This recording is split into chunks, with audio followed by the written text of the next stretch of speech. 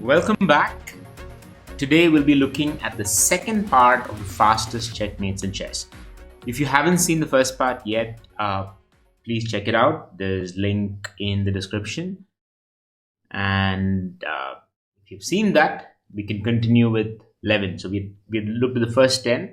So one of the common theme in the first 10 fastest checkmate was that most of them were helper mates, something that you expected your opponent not to do in a typical chess game, right? But they tend to help you out so that the checkmate can be arrived. So theoretically, it's possible, practically, very, very improbable. Um, some of the checkmates that we'll be seeing in this part is going to be a little bit more probable. Not all of them, because in the last bit, I'm going to be covering some of the helper mates with a very specific theme, which is more like typical, fun puzzles that you solve when you kind of playing around with chess. Okay, let's get started. The first one is an nincompoop mate. For those who are not aware, an nincompoop mate is basically this pattern of a queen or a bishop on the diagonal here, the g6 h5 diagonal, and attacking the king. And the king typically is surrounded by its own pieces, not having enough space to escape, and the diagonal is completely covered. So this is a ninka pattern or a ninka mate. So this particular mate happens in the Dutch defense, which is d4, f5, bishop comes to g5, fair enough to attack, h6, goes back. You move g5, which is not a good idea because you move both f and g pawn. You're ready to get checkmated should a queen come here, so white immediately tries to deflect. And if black is kind of greedy for material and takes the bishop, and that's a checkmate. Again, how is this different from all the mates that we saw in the previous set is that this is not really a helper mate. This is more of a blunder-driven mate. The blunder is that black doesn't understand pawn structure and black kind of is greedy for material. So when he sees a free bishop, he just tends to take it without realizing that it's checkmate. So it's probably a little less improbable than the helper mates. Okay. So while this itself is non-helper, I think there's a version of this Dutch defense which is even more realistic. So same d4, f5, bishop comes out, pawn attacks, moves back, there's an attack. But this time, what you would expect typically, right? Like the point is, if white doesn't save the bishop, then black could get a little suspicious saying, why is he not saving it? Why is he moving the e4 pawn instead? So he saves the pawn, now comes the attack, and now you realize that the bishop is dead. So it seems kind of natural for white to just make a move, maybe try and attack the pawn on f4. And there's a higher possibility here that black would fall for the trap of taking the bishop and therefore getting checkmate. Next is the birds opening where white starts with f4, e5. You take the pawn, you sacrifice a couple of pawns, take the bishop.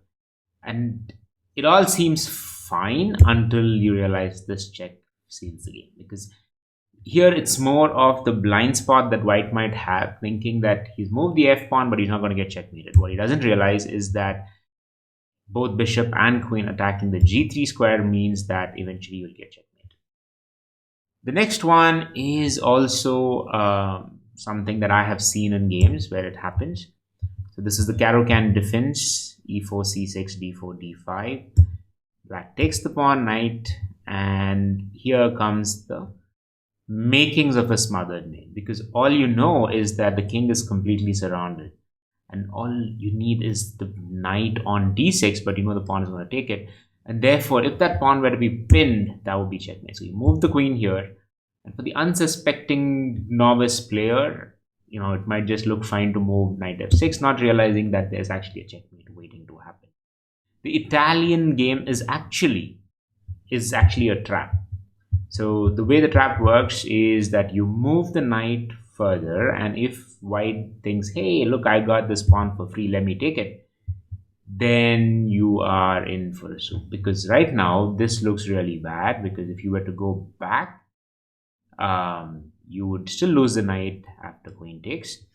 And since he's not seen it this far, most likely he would probably take the f7 pawn. You take the g2, attack the rook moves back, and you have a check.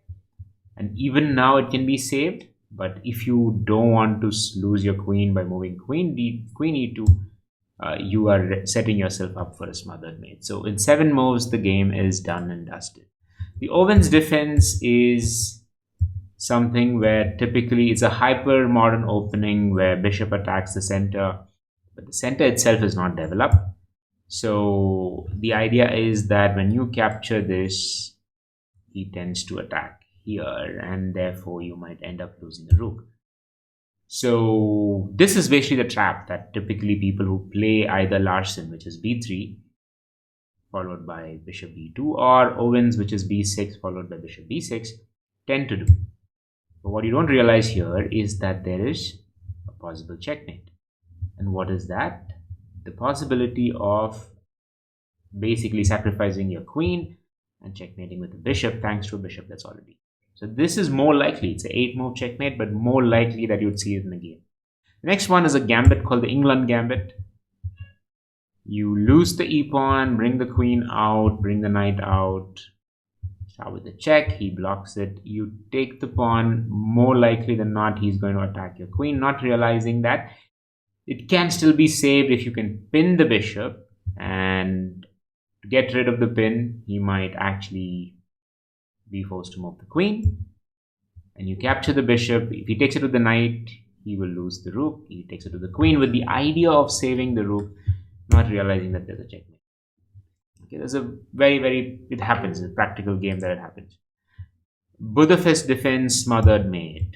Again, a little lengthy in that there is, with every gambit you always lose some pawn, but you end up getting some kind of an attack. And the attack here is that both the knights are attacking it, and therefore white tends to defend it and not wanting to move anything else. And here he's forced to kind of bring the knight, because if he moves the bishop and knight back, then he loses the pawn.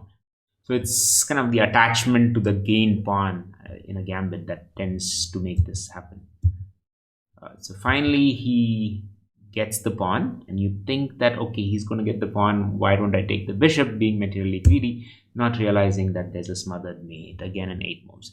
So these were some of the quickest checkmates that I've seen.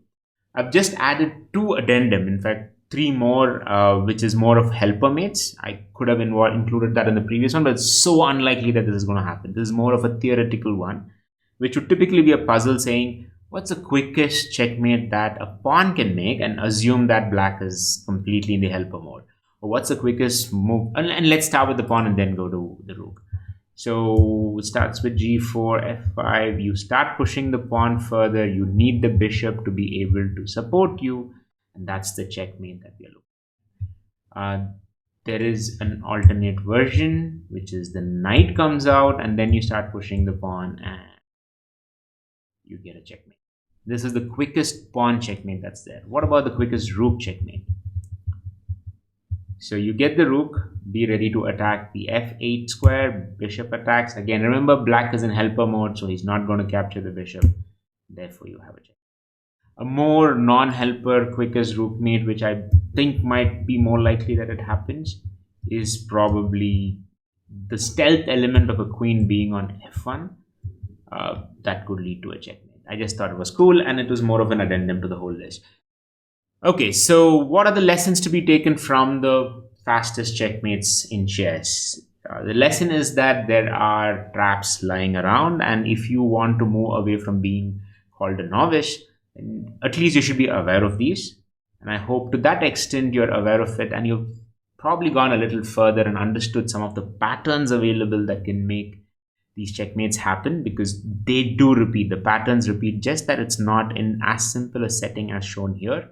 It could be something more complicated, something that you might see in middle game, and which might actually not lead to a checkmate, but could give you a tactical advantage. Nevertheless, it's great to know this, it's insightful to know this, and hopefully you'll be able to apply this in your games.